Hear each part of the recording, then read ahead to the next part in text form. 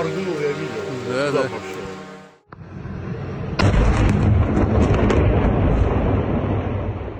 The war is escalating on every front. Drones are striking deep across Russia, secret negotiations are shaking Washington and Kyiv, and new alliances are forming that could change everything.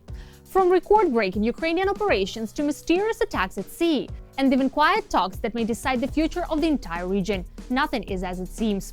What's really happening behind closed doors, and why is Moscow preparing for the worst? Let's break down what's happening right now. Hello, this is Ukraine Today. Maria Farafonova here with the latest updates. Hell is ripping through Chechnya. Nighttime drones have turned the local FSB headquarters into a blazing torch. Media reports say the FSB building went up like match after a precise strike by these iron birds. Local residents are reporting in chat rooms that the FSB building in the Ochkoy Martin district was damaged in a drone attack in Chechnya overnight. There has been no official comment on this matter, but the Ministry of Defense reported the downing of 4 drones over Chechnya. A video of the attack on Gudermes has been leaked online. Drones are hitting the Akhmat forces. According to the channel, the targets were positions of the Kadyrov regiment. The Ministry of Defense is once again reporting 45 downed UAVs, including 4 over the territory of the Chechen Republic.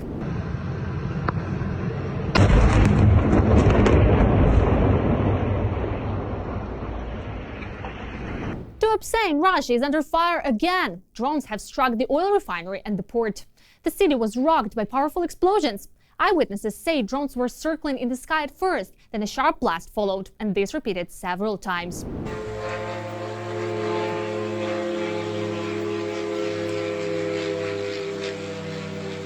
Ну, моргнул, я видел. Да, Туда да. пошел. It was scorching hot in Russia's Ural region as well. According to local authorities, fuel and energy facilities in the Livny district caught fire. Governor Andrei Klitschkov said the blaze was the result of a UAV attack. The third one this week. Unknown drones have attacked a Russian tanker in the Black Sea that was reportedly carrying oil and traveling from Russia to Georgia. According to pro-Russian media, the vessel Meet Volga 2 came under strike more than 120 kilometers from the Turkish coast. The vessel, whose 13 crew members have not been injured, has not requested assistance. It is currently moving towards Sinop using its own engines. It should be noted that the tanker Meet Volga 2 operates under the Russian flag. According to open sources, one of its most recent routes led to Rostov-on-Don. Just a few days earlier, 2 Russian oil tankers, Cairo and Virat, were attacked off the coast of Turkey while sailing empty for loading in Novorossiysk. Ukrainian SBU drones executed the strike. Ukraine is ramping up its strikes on Russian oil. Our defenders have wrapped up November at lightning speed and set a new record. Ukraine's military used drones to attack Russian refineries at least 14 times in November, according to data compiled by Bloomberg from public statements by both nations. That all-time high coincides with 4 attacks on Black Sea oil loading facilities last month, as well as on explosions on tankers moving Moscow's oil. Moreover, our forces have hunted down a major target, one of the 3 birds at the Caspian Pipeline Consortium terminal, the largest single point for supplying Kazakh oil. After the Ukrainian drone strike, the bird has been seriously damaged. Russian forces have made gains in the area of Kupiansk and Kostiantynivka. This is reported by the Institute for the Study of War. At the same time, Ukraine's armed forces are clearing settlements in the Dnipropetrovsk region of occupying troops. More details on what's happening at the front in our full military briefing. Drones in Kaspisk, Dagestan. Strikes on the Caspian there, the distance to Kaspisk is over 1,000 kilometers, are just routine actions by the Ukrainian Defense Forces and accordingly the Ukrainian intelligence community. There are a number of military facilities of the occupying country in Kaspisk, as well as enterprises of the oil refining complex, so they could have been the targets of the strike. In this footage, Ukrainian drone operators on the border are eliminating legitimate targets. As a result, in the southern Slobozansky direction, 2 enemy vehicles, communication systems, and 5 occupiers were destroyed. And here, soldiers of the 57th Brigade are destroying waiting drones whose plan was to disrupt Ukrainian logistics. Another small victory for the Ukrainian armed forces is the clearing of the village of Ivanivka in the Dnipropetrovsk region from occupiers. On the deep state map, you can see that on November 28th, Ivanivka was marked as a gray zone, and on the 29th, it was already designated as liberated territory. The situation remains more difficult in the Pokrovska direction. In Mirnohrad, the Russian army is not giving up attempts to encircle the Ukrainians. Regarding Mirnohrad, the situation is difficult. Fighting is taking place directly in Mirnograd itself, on the outskirts. The occupiers are trying, by using small assault groups, to infiltrate directly into the urban area and create conditions to establish themselves and accumulate both manpower and, accordingly, means of destruction. Ukraine's defense forces are successfully conducting strike and search operations aimed at destroying the enemy's small assault groups. The US is demanding a complete withdrawal of the Ukrainian armed forces from Donbass, according to journalists. The Ukrainian side is opposed and is demanding a meeting between Zelensky and Trump. Apparently, at this point, a final decision in the negotiation process has not been reached. On the other hand, it should also be emphasized that Bitkov has already flown to Moscow for negotiations with the Russian dictator. Meanwhile, Bloomberg reports that NATO is preparing for a potential conflict with Russia with minimal support from the US. At the moment, it is precisely under pressure from the United States that the process of actual modernization of the military-industrial complex of European NATO countries is taking place, and accordingly, processes related to the re-equipping of European partners with the latest strike and consequently active defense systems. The Ukrainians can also boast about the modernization of their weaponry. Our country is developing weapons against Russian glide bombs, KABs, and can already report their successful use and the destruction of the first 100 enemy aerial bombs. It was precisely the mass use of glide bombs, KABs, that allowed the Russian Federation to achieve certain tactical successes directly on the line of contact. We're talking about the fact that on certain sections of the front, the aviation of the occupying country, the Russian Federation's aerospace forces, carry out strikes on the positions of Ukraine's defense forces using up to 300 KABs per day. In response to these challenges, the Ukrainian side has developed a system to counter KABs. This is a joint development with NATO countries, which will include several components: ground-based, aerial, and accordingly, electronic warfare systems. The development of new defense systems is vital for Ukrainians under constant shelling from Russia. At this point, every resident of Ukraine is under threat, even the weapons developers themselves. During the strike on Vishorod in the Kyiv region, an employee of the defense company Firepoint, who was working on the Flamingo missile, was killed in his own home. With an Iskander-M ballistic missile strike, Russia took the lives and health of civilians in Dnipro who will no longer go to work, return home, or visit friends because the Kremlin has taken that possibility from them.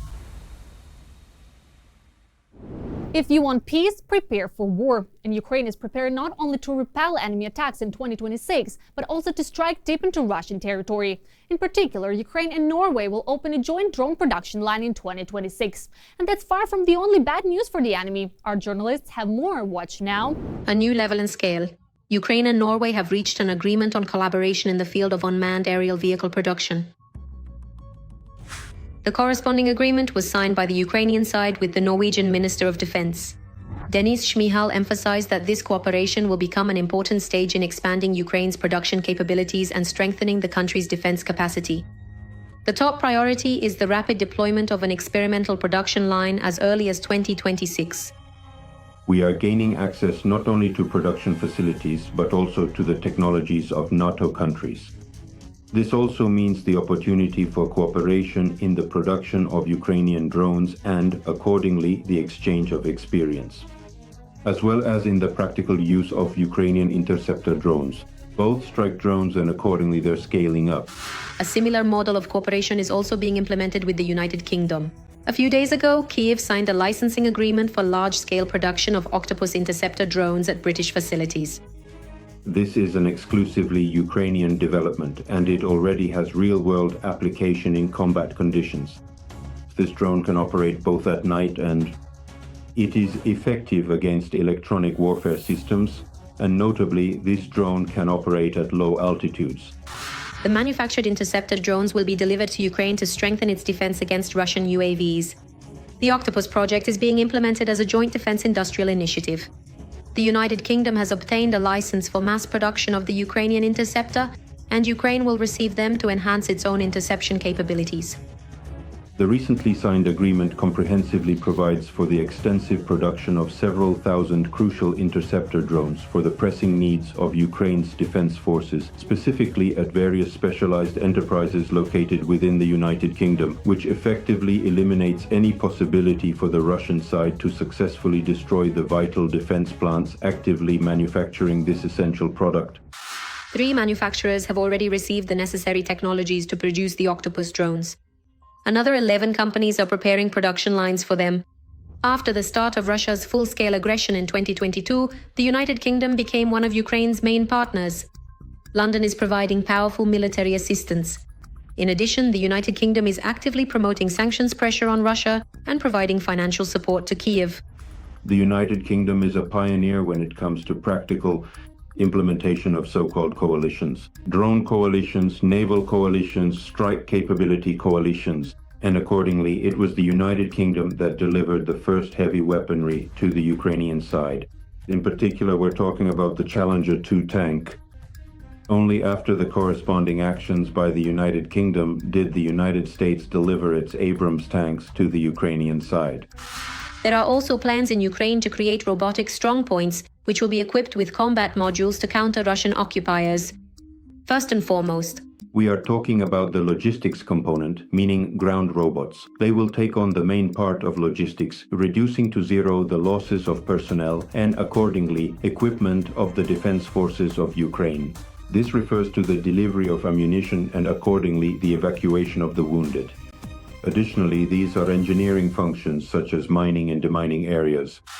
Earlier, Ukraine, together with the United States, began producing drone interceptors capable of countering Russian strike UAVs. Additionally, the Dutch government will provide €250 million for the purchase of American weapons for Ukraine under the PRL program.